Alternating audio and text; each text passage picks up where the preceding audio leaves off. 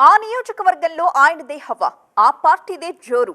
2019 ఎన్నికల్లో రాష్ట్రమంతా ఫ్యాన్ గాలి వీచిన వైసీపీ తరపున బలమైన అభ్యర్థి పోటీకి దిగిన ఆయన్ని మాత్రం ఓడించలేకపోయారు. తాజాగా జరిగిన ఎన్నికల్లో కూడా ఆయన్ని ఓడించడానికి ఎన్ని ప్రయత్నాలు చేసినా ఫలించలేదు.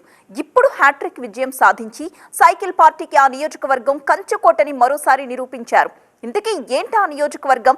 వరుసగా 3 సార్లు ఆయనకే జనం ఎందుకు జైకొట్టారు? 20 ఏళ్లుగా ఆ నియోజకవర్గం టీడీపీకే ఎందుకు పట్టం కడుతోంది? వైసీపీ ఎందుకు బోని కొట్టలేకపోతోంది?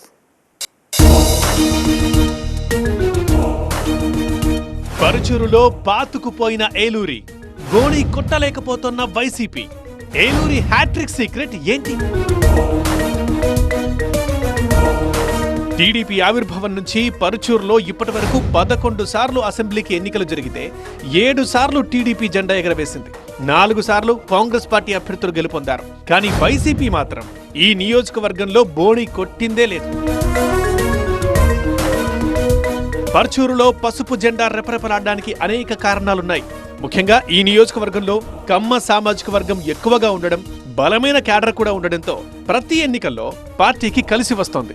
ఈ నియోజకవర్గంలో టీడీపీ పునాదులు బలంగా ఉన్నాయంటే స్థానిక నేతగా ఉన్న ఎన్టీఆర్ పెద్దల్లుడు డాక్టర్ దగ్గుబాటి వెంకటేశ్వరరావే ప్రధాన కారణమని చెబుతారు స్థానికులు.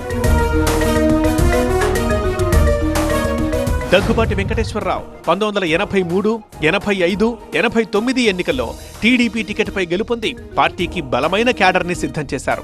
ఆ తర్వాత జరిగిన కొన్ని పరిణామాల కారణంగా దగ్గుబాటి పోటీకి దూరంగా ఉండడంతో 1991, 94 ఎన్నికల్లో కాంగ్రెస్ అభ్యర్థులు విజయం సాధించారు. ఆ తర్వాత 1999లో జరిగిన ఎన్నికల్లో టీడీపీ అభ్యర్థి జాగర్లమూడి లక్ష్మీ పద్మావతి గెలుపొంది మంత్రి కూడా అయ్యారు.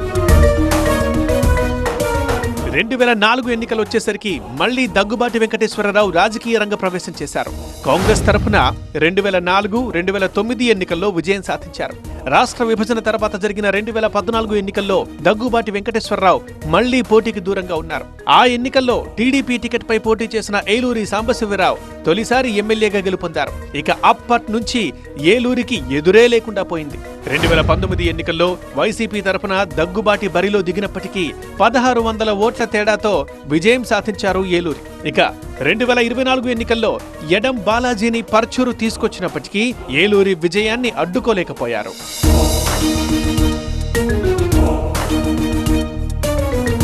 వైసీపీ ఆవిర్భావం తర్వాత ఇక్కడ 3 సార్లు ఎన్నికలు జరిగితే ఆ పార్టీ ఇక్కడ బోణి కొట్టిందే లేదు. పోటీ చేసిన ప్రతిసారి చతికిలబడుతూనే ఉంది. ప్రతి ఎన్నికల్లో అభ్యర్థిని మార్చడమే అందుకు ప్రధాన కారణంగా వైసీపీ క్యాడర్ భావిస్తోందట. ప్రతి ఎన్నికకి కొత్త ఇన్ఛార్జ్ రావడంతో నియోజకవర్గంపై అవగాహన చేసుకునేసరికే సమయం గడిచిపోతోందట. ఇక్కడ కమ్మ సామాజిక వర్గంతో పాటు కాపు సామాజిక వర్గం కూడా అధికంగా ఉండడంతో 2014 ఎన్నికల్లో జనసేన మద్దతు ఏలూరికి కలిసి వచ్చింది. ఆ తర్వాత సొంత బలాన్ని పెంచుకున్న సిట్టింగ్ ఎమ్మెల్యే ఏలూరి 2019 ఎన్నికల్లో రాష్ట్రమంతటా ఫ్యాన్ గాలి వీచిన కాకలు తీరిన రాజకీయ నేత దగ్గుబాటి వెంకటేశ్వరరావుపై 1647 ఓట్ల స్వల్ప మెజారిటీతో విజయం సాధించారు. ఇక 2024లో జనసేన మద్దతు కూడా తోడవడంతో ఏలూరి సాంబశివరావుకి 24,000 ఓట్ల మెజారిటీ దక్కింది. దీంతో 2014, 19, 2024 ఎన్నికల్లో వరుసగా గెలిచి హ్యాట్రిక్ కొట్టిన ఏలూరి దగ్గుబాటి రికార్డుని సమం చేశారు. ఓవైపు బలమైన క్యాడర్ లేక, సరైన నాయకుడు లేక వైసీపీ సతమతమవుతుంటే టీడీపీ మాత్రం బలమైన క్యాడర్, నాయకత్వంతో నియోజకవర్గంలో ఫుల్ జోష్లో ఉందట. కార్యకర్తలు కూడా ఏలూరి సాంబశివరావు నాయకత్వాన్ని బలపరుస్తూ కార్యక్రమాలు నిర్వహిస్తూ వచ్చారు. ఇక్కడ టీడీపీలో అసమ్మతి రాగమే లేదట. దీంతో టీడీపీకి పరుచూరు నియోజకవర్గం కంచుకోటలా మారింది. ప్రస్తుతం ఇక్కడ సిట్టింగ్ ఎమ్మెల్యేగా ఉన్న ఏలూరి సాంబశివరావు నిత్యం ప్రజల్లో ఉంటూ గత వైసీపీ ప్రభుత్వ విధానాలపై వ్యతిరేకంగా పోరాటంతో పాటు అక్రమాలకు పాల్పడ్డ పలువురు పోలీసులు, రెవెన్యూ ఉద్యోగుల్ని సస్పెండ్ కూడా చేయించారు. దీంతో ఏలూరి అంటే జనంలో క్రేజ్ పెరిగింది. ఈ పరిణామాల నేపథ్యంలోనే నియోజకవర్గంలో టీడీపీ గట్టిగా పాతుకుపోయిందని రాజకీయ విశ్లేషకులు అంచనా వేస్తున్నారు.